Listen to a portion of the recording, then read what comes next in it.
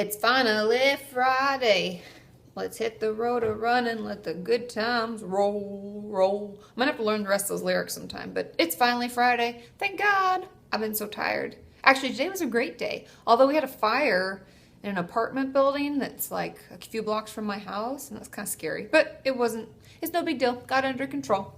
So today, since it's Friday, I'm on Facebook answering your questions. So if you asked a question and use the hashtag KatieFAQ, or you kept it short and you're like, hey Katie, this is my question, then I've compiled some of them and I have a bunch. So I'm going to go quick today because I have 5 of them and they're all big questions. Okay, first question. And I have a note. To the video when I talked about teachers and whether or not they'll tell if they catch you self-harming or find scars. I've heard from lots of you that in your experience they do, and schools are now changing their protocols so that they're actually under the same rules that we'd be forced to tell if we thought a child was being abused. They're now having to tell at least the school counselor, if not your parents, about that. So just be aware, and thank you all so much for sharing, because I'm not a teacher and I can only read what I can find and look up teachers' manuals and stuff like that. So thank you for sharing. Okay, question number 1. How do you manage to help so many people and listen to so many people's problems without it affecting you emotionally? I understand it will affect you to a certain extent. It's just that I have people come to me when suicidal or when they feel like self-harming, and they'll tell me everything, and it's really affecting me and making me feel really down as I struggle with mental illness issues myself. I don't want to let people down. What should I do?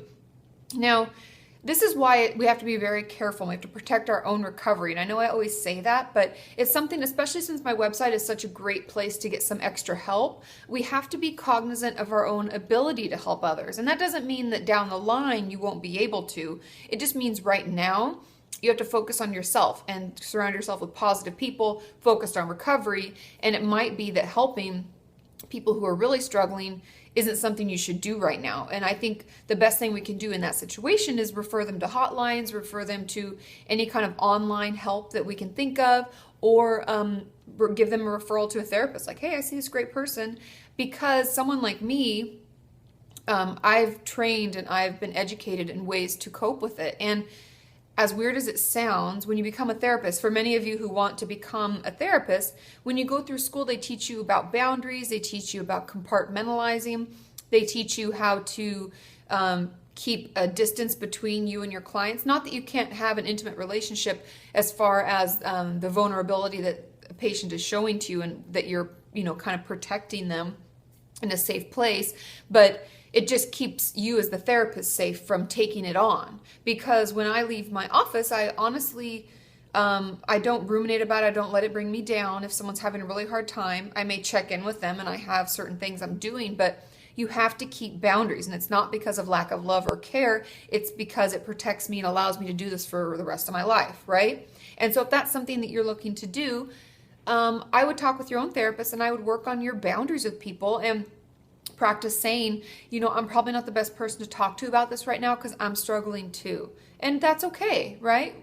Until we're actually professionals and we've gone through school and been trained, we don't really know how to do that all the time. So I would just be honest and know when to say, I can't take it right now because I'm also struggling. Okay, question number 2. Hey, Katie, during the night, I really get urges to binge. How can I deal with this? I end up binging or self-harming to get rid of that urge. My head always feels like it's going to explode with so many emotions. And what can I do so that I don't end up binging? There's a couple of things. I have some clients who have a similar issue, and that's why working with a dietitian or nutritionist will really help, because to be truthful, the way that we kind of schedule our eating when we're on a meal plan is we'll have breakfast, snack, lunch, snack, dinner at let's say 6:30, and then a snack at 9 o'clock. And I know you guys are like, oh, a snack at 9 o'clock. That goes against all my eating disorder, all the things that it tells me. But that's good, because when we have a snack when it's late, because lots of us don't go to bed. I mean, I try to go to bed early and it never works out. I'm up till midnight and I always have a snack after dinner. Always. Sean eats popcorn and I'll have like a yogurt or some fruit or some ice cream or all of the above, depending on how hungry I am. And that's normal and that's okay. And so I would encourage you to have a snack around 8:30, 9 o'clock. And when I say a snack, like what I was saying, like maybe a banana or half a bagel or a piece of toast or two or ice cream or, something like that, so that you curb those cravings, so that the urge to binge doesn't just get worse as the night goes on, because it's really your body just telling you it's hungry. And also because you said that you feel like the emotions are all over the place and you feel overwhelmed with them, try journaling before you go to bed, just as a way to vent, even if it's just scribbles or bullet points or words or short half sentences like pissed at this girl Lisa and mad at mom or whatever, just so you can get it out and see if that helps, and keep me posted, okay? Question number 3, what do I do if I need to vent and I have no one? I know a lot of us feel this way, and I hear this a lot, that finding friends and people to talk to is really difficult. And that is honestly why I always say journaling is there for you. I know many of you don't like it. You can vlog like what I do. You can type it up and keep it saved in a Google document where it's safe and it's password protected. You can write because I like to write personally. It feels cathartic just to write it out. Or you can see a therapist, or you can join a group. So I would look into doing any, if not all of those things, because it will really, really help. And I know it's hard to have friends that understand, and that's why we have professionals, and we also have our own diaries and journals, okay? Now, question number 4. Hey, Katie, I had my first real assessment with an eating disorder clinic today, and they diagnosed me with bulimia nervosa. I don't know how to tell my mom. She knows I'm seeing a clinic for eating disorders, but she doesn't actually want to believe that I have one. She also doesn't know about the purging.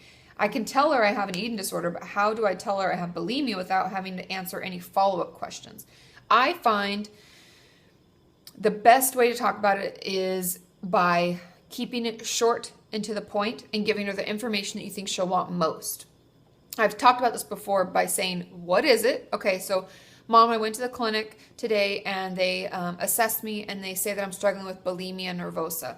And she's going to ask what it is, and she's going to want to know what we do from here, right? So you'd say, what that means is that I tend to binge and purge. I know she doesn't know about the purging, but you can just say, part of my eating disorder is that I'll overeat sometimes, and when I do that, sometimes I'll find myself throwing up. And so what the plan is that I will go into treatment and I'll get help for it, and I'm hoping that I can overcome it. And I'd love to have your support with this. Now, I know that doesn't sound maybe like exactly what you would say if you were talking to your mom, but I find saying something like that, because we told her what it is, we told her what we're struggling with, and we told her what we want from her, that the follow-up questions will kind of go away. And if she asks a lot, I always tell my clients to say, do you mind if we wait till we are sitting down with a therapist? Because they use the terms best and they can explain it better to you. And you can just put it on the therapist. I always tell my clients, like, put it on me, I'll explain, I'll talk about it.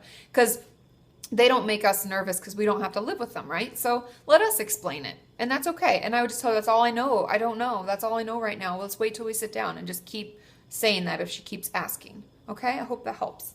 Okay. Now, question number 5. Wow, I'm flying through these so fast. Probably not. It's probably like already 10 minutes. Okay. What do you do when you start replacing your eating disorder with self-harm? I'm trying so hard in recovery, but I'm using self-harm more and more just to try to cope and stay afloat, and it's not working. What can I do? That happens a lot. We'll trade in one for another, one bad habit for another bad habit.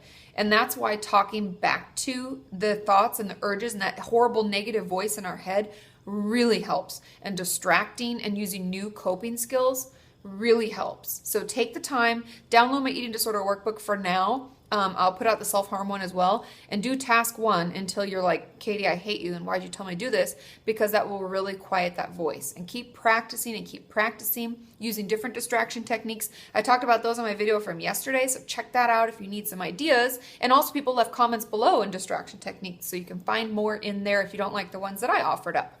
And just keep at it. It's hard, but in order to not keep switching and switching, we have to start replacing it and yelling at it, okay?